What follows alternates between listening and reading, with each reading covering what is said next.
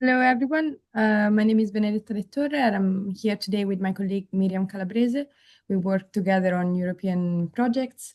I'm the project manager for the residencies, and Miriam works more on the consortium side of things. So we're here together today, and I leave the word to her to start the presentation. Okay. Thank you.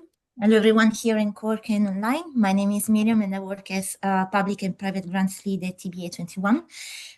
So it's kind of difficult to squeeze more than 20 years of activities in this short timing that we have, but we just prepared a brief introduction to give you some coordinates on who we are and what we've done throughout these years. So TBA 21, which stands for Thyssen-Bornemisza Nemica Art Contemporary, is a private Art and Advocacy Foundation established in 2002 by the collector and art patron Francesca Thyssen-Bornemisza. All the activities at TBA 21 are fundamentally driven by artists and curators, and we steer a variety of activities, which includes exhibition, educational, and public programming. All the activity that we do at TBA 21 is fundamentally driven by the conviction that art and culture can be drivers for change. And in our view, arts and culture can not only be drivers for innovation and ecological preservation and conservation, but also ultimately leading to peace and to a global culture of peace. In the slides that you can see here, we've tried to summarize all the different activities that we do throughout the foundation. So as you can see, we have three main pillars by which we operate internationally. So collection and commission, artistic production, and TBA 21 Academy, which is our research arm. Just to give you a little bit of idea of the geographical scope of TBA 21, our headquarters are based in Madrid, where we work in close collaboration with the National Museum Thyssen-Bornemisza. And we have also situated projects in Venice at Ocean Space and in Jamaica at Portland, where we work with the Alligator Head Foundation. For the purpose of our collaboration with the TIDAL ArtS Consortium, it's particularly important for us to present you with the work of TBA 21 Academy. As I said, TBA 21 Academy is what we consider the research arm of the foundation, and it was established in 2011. Basically, the way we've been working through the academy is that of fostering collaboration between artists, curators, and scientists from a variety of disciplines, so that the academy has become a sort of, let's say, incubator for interdisciplinary inquiry. It is also important to share with you that all the work that we do through the academy, it's formalized in a variety of ways, both in the physical realm, so you see exhibition at Ocean Space and internationally, but also a lot of the work is also presented online on our digital ecosystem, in particular the Ocean Archive and Ocean Uni, which is dedicated more to educational programming. Before jumping to this, I just wanted to add that the reason why we're here is that in the last 5 years, since I joined also, TBA 21 is being involved more and more in European funded projects, and especially within the Horizon Europe framework. This is important for us because basically we've had, of course, the privilege to work for over 20 years independently and to foster and to support the work of ambitious and courageous artists, working also with scientists, but really to make a difference in how really artistic research and artistic-based practices can deeply influence and change the status quo of collaborative research. We understood the importance of working more and more in this, let's say, more policy framework. So we joined a variety of projects, just to name a few: the new European Bauhaus of the Scissors, and we are also currently part of a consortium called Me Diversity, in the context of which we are hosting a PhD researcher, and it's actually the first time a non-academic organization hosts a PhD researcher, so we're particularly happy of that. So what we are really trying to do, also thinking of Taru's words just before, it's how can we really support and foster these collaborative practices where art is not just a medium to simplify and to communicate complex ecological and scientific matters and issues, but really how do we establish a common ground for discourse and exchange? It's a complex dynamic, but this is not the I would say, a valid reason not to give it a try. And for this, I leave now to my colleague Benedetta to present what we've been doing. Thank you. So as Miriam was saying, establishing this common ground can take various different forms, mentioning the PhD research, but also the residencies being one of the methodologies that we use to bring different disciplines together and different research approaches together. So for us, we've been working independently for a long time. For us, the residency periods or the residency methodology was embedded in our commissioning program. We have a 3 years flagship program called The Current, but I will focus on that in a second. So the residencies are used to focus the time of artists with a network of people, usually situated in a very specific location, to gather knowledge around that ecology and that ecosystem in particular. So the residency is one of the ways that we use to contribute to knowledge production through different research approaches. One of them being obviously art-based. So that's how we see residencies working, and for us the role of the residency really is to create this space of encounter between different disciplines, so the artist, the environment itself, but also scientists, local communities, research institutions, and also NGOs and citizen organizations. Something quite particular for us is the departure point, which is always a body of water, and thinking of it from a more than human perspective. So also sort of thinking beyond extractivist approaches to knowledge production and finding alternative approaches that can free a bit and expand how we think about knowledge and methodologies. So I mentioned earlier The Current is a flagship program that we've been running for more than 10 years. Usually works in cycles. They are 3 years long, and is a commissioning strategy, is a commissioning methodology, within which we have 2 particular key moments that bring people together. One of them called the flotation. The flotation is basically a residency period where the commission curator spends the time with the artist and curates basically this residency research time with the specific community around the artists that are going to be commissioned. And then the convening is actually a second moment of restitution and broader collaboration and dissemination with the public. So something that I've been working on in particular myself, and thinking about the evolution of how residencies have been sort of used in our work. So from this sort of commissioning, very long research project, quite independent, we moved to European funded projects.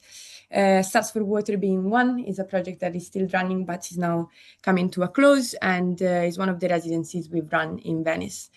We've been part of 2 consortiums, so this is the second edition that I joined and worked on, but there was another one between 2021 and 2022. So the theme and the focus of this residency for the past year was on ports. So we have been working with 20 ports across Europe, as well as a couple of rivers, and so like the sort of economic and logistical activities around rivers as well. We had partners in Ireland as well, with the ports of Galway, Dublin, and Belfast. Our particular interest was our project and venue in Venice, Ocean Space, and so we've been working now for almost 10 years in Venice as well, expanding the knowledge around the lagoon. So we have hosted 3 residencies and worked on 3 new commissions with our artists as part of this project. We had other 20, these 3 residencies are part of 20 residencies that happened in Europe. You can see the other partners and the other consortium partners, as well as listed our local partners and European partners that worked with us on the project. So we had, for example, the National Institute for Marine Science in Italy, the local university Ca' Foscari, but also Venice International University, as well as KDM, the German Marine Consortium, and ETT, which is a technology company in Genoa. So thinking about design and how residencies can work, the departure point of these particular residencies were challenges, so a similar thing that we've been talking about for TIDAL ArtS. We have designed these challenges with experts from our research partners. So I just want to give you specific examples of how the residencies worked.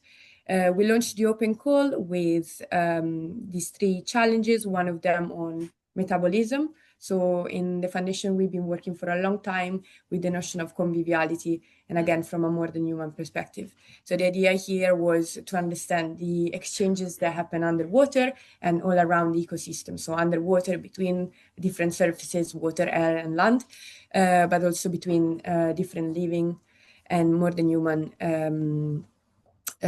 organisms. So the challenge was about having an expanded notion of conviviality and exchanges and thinking about metabolism in the lagoon. The artist that has been working on this particular challenge is Nandita Kumar. And for example, her approach was, she's based in Goa, India. So her approach was remote. Although she did come to Venice for specific periods of research and meeting with the local partners as well, and some of the community members. But most of her work is technology and digitally based. So she has collected a lot of data, worked on a lot of Excels, and eventually produced a sound installation that was animating the data into an acoustic piece. And the sound installation was also participatory. So we had in the last June, we had a moment of exchange with the public where we opened the installation, and by scanning a QR code, the public could also access a specific website that she's been creating to explain how the process of phytoremediation works, which is the absorption of pollutants in the water by plants. So thinking about the impact as well of residencies, this has been really interesting for us because not only she has created a work of art, but also an interactive educational piece with the website. The second challenge was on technodiversity, so thinking about how technologies are applied around the port. And again, interspecies sort of technological applications. So with this challenge, Carlos Casas has been working on different layers of thinking about technologies and methodologies and how they are applied in the ecosystem.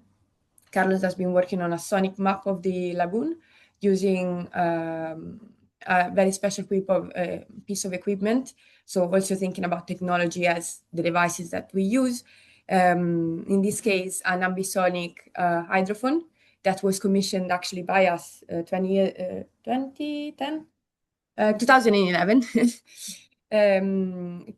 for another project, and it's quite a special piece of equipment because it allows to spatialize the sound underwater.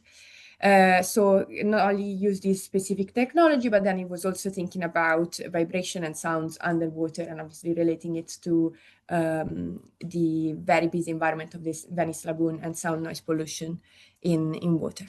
The work of Carlos, though, has been really grounded in field work. So again, a different kind of approach here in terms of research-based and artist-based approaches to research. A lot of field work that has been facilitated by fishermen and members of the local community that were in touch with the environment and facilitated a different kind of encounter with it.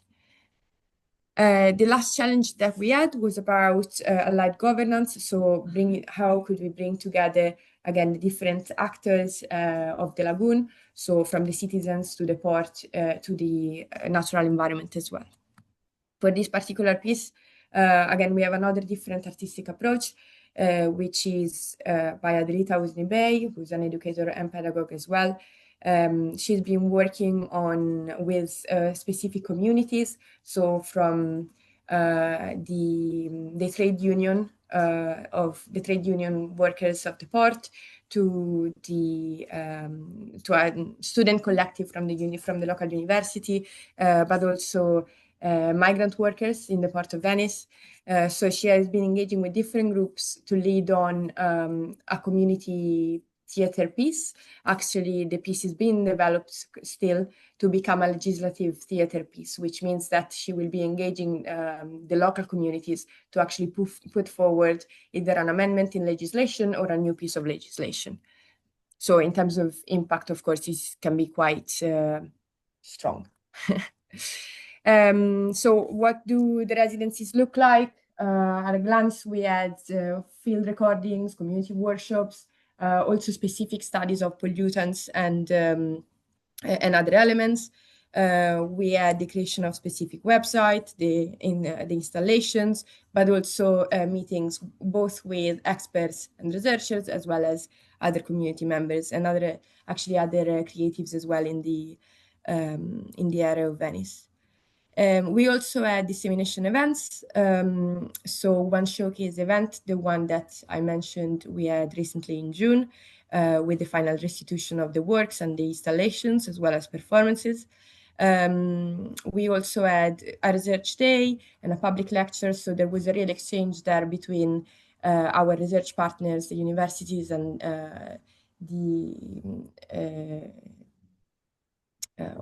how do you call ISMAR? The National Research Center for Marine Science. So it was really great to have these sort of preparatory moments with the research day and the public lecture, where the artists were explained also their intended approaches, and then from there their work kind of unfolded. Last, I just wanted to mention again in terms of impact and how residencies can work on an expanded sense. As part of this European consortium, we also brought the work of the artists at the UN Ocean Conference that happened in Nice in June. So we were able to present this work there, and again, thinking about how policy intersect with advocacy and art and research. This is the kind of work that we're trying to do with residencies and commissions. So to finalize our presentation, we just wanted to share a little bit about Ocean Space, because as you know, Venice is one of the 4 locations suggested for the next round of residencies within TIDAL ArtS project. So Ocean Space, we officially present it as a planetary center for exhibition, research, and public programming. What you actually see is the former church of San Lorenzo, situated in the Sestiere Castello of Venice. Sestiere are basically the neighborhoods in the city of Venice, and they are rich with history and specific communities. The church was actually reopened in 2019 after the foundation supported its renovation and restoration project. The church had been closed for more than 100 years, so it was really important to establish this private-public collaboration with the municipality of Venice, and for this also the project at Ocean Space received an award.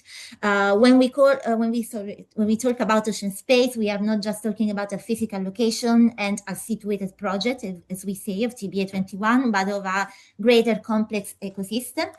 We rely and count of the work of an amazing team, where we have exhibition producers, curators, educators, cultural mediators, and so on. So it's, as just TBA 21, it's a complex ecosystem with a variety of skills involved. For us, it's super important that Ocean Space, it's embedded, but at the same time works a bit differently from the, let's say, usual contemporary art venue, especially in Venice. As you know, tourism and great art festivals and exhibitions as the Venice Biennale have a great and questionable impact on the city. So we're giving a try to commit to a different approach, and I would say, if not sustainable, at least more sensitive, to quote Tauro, to the context and to the communities we've been working with. So that's why Ocean Space is open annually from March so a month before the Art Biennale usually starts and closes in November. And through this period of time, so we host the exhibition. Usually the exhibition are the results of the research program, for example, the current that Benedetta mentioned to you. And we have also public programming and educational activities. Just as a closing note, Ocean Space, it's primarily an exhibition space, so that's what we made available for the artists. But of course, our team is able to connect with different research facilities and all that is necessary for an artist to carry out their research. Just wanted briefly to mention that in the past years at Ocean Space, we hosted exhibition by John Jonas, Territorial Agency, Salo Iavini, so very different projects which ultimately try to connect the wider ecologies from all across the globe where we've been working to the specific ecology of the Venice Lagoon. And this is basically what we hope and aim to do within the TIDAL ArtS project. Thank you.